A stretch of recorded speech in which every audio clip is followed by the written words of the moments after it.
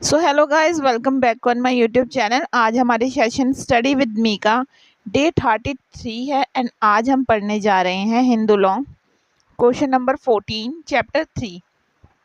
Question है न्यायिक प्रतिकरण के विभिन्न आधारों का वर्णन करें। क्या आप इस बात से सहमत हैं कि न्यायिक प्रतिकरण तलाक की प्रथम सीढ़ी है? तो आंसर है न्यायिक प्रतिकरण का अर्थ समझ क्षेत्राधिकार वाले न्यायालय द्वारा पति पत्नी के साथ रहने के अधिकारों का समाप्त करना है, परंतु डिक्री या आदेश ना पक्षकारों की हैसियत को प्रभावित करती है और ना ही विवाह बंधन को तोड़ती है। तो सिंपली यहाँ पे कहा गया है कि जो न्यायिक प्रतिकरण है उसका कार्य विवाह को तोड़ना नहीं है, अपितु एक समय अवधि देना है। यह ऐसा संबंध विच्छेद है जो पति या पत्नी को एक दूसरे से अलग रहने के लिए अधिकृत कराता है।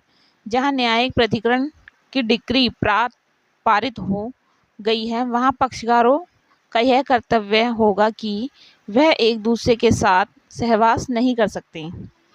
न्यायिक प्रतिकरण विवाह के पक्षकारों का समझौता करने और पुण्य मिलन का अवसर प्राप्त कराता है। यदि पुण्य मिलन हो जाता है तो उनके अधिकार एवं कर्तव्य पुण्य जीवित हो जाते हैं।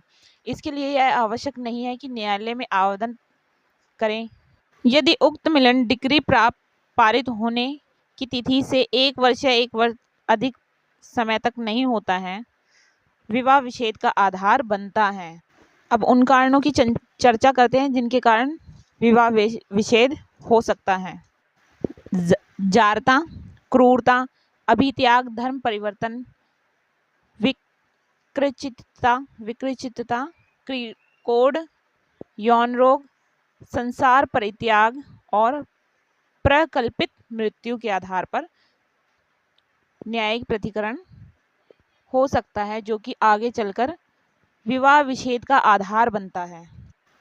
अब कुछ उपबंध जो महिलाओं के लिए दिए गए हैं उनकी चर्चा करते हैं। बहुविवाह, पति द्वारा बलात्कार, गुद्दा मैथुन या पशुगमन या फिर भरण पोषण की डिक्री या आदेश, यौवन या विकल्प, ये है महिलाओं के हित में।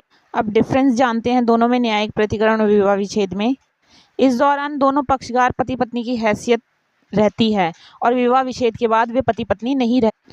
इस दौरान दूसरा विवाह करने की स्वतंत्रता नहीं प्राप्त होती है, परंतु विवाह विच्छेद के पश्चात दूसरा विवाह करने के लिए स्वतंत्र हैं। सो आज के लिए इतना ही।